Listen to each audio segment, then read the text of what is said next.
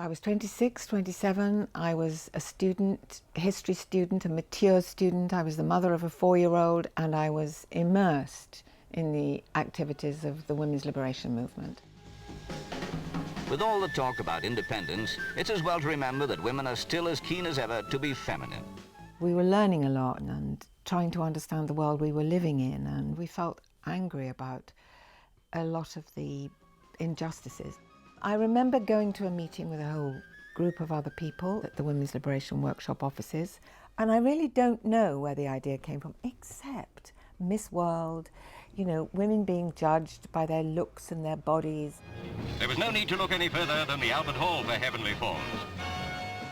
We knew that to demonstrate against Miss World, if we could disrupt the spectacle, as we called it, going into everyone's homes, it would make an impact. We had no quarrel with the contestants. Our argument was with, you know, why do you have to be beautiful and, you know, looked at like this before you get noticed as a woman? There was a sense of exhilaration and excitement that we were making a mark and making ourselves heard. It sort of went to plan. There was a lot of security, much more security than we'd anticipated. And there was a long queue, but we could buy tickets. We dressed up. We wanted to fit into the audience.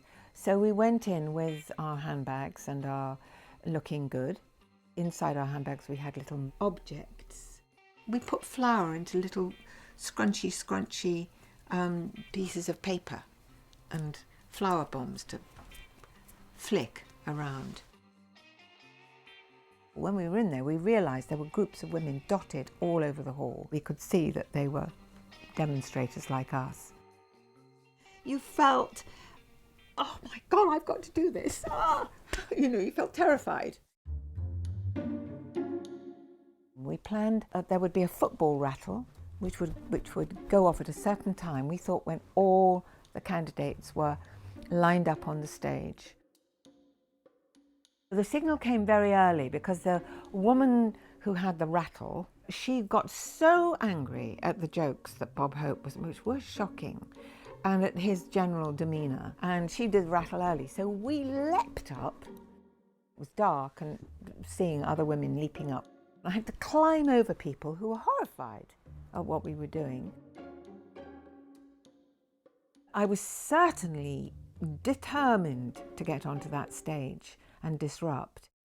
Bob Hope, when I first leapt up, I could see that he looked, oh, you know, like that, and what's going on? And she looked absolutely horrified. Ran backstage, absolutely terrified, and he took a long time to be persuaded to come back on.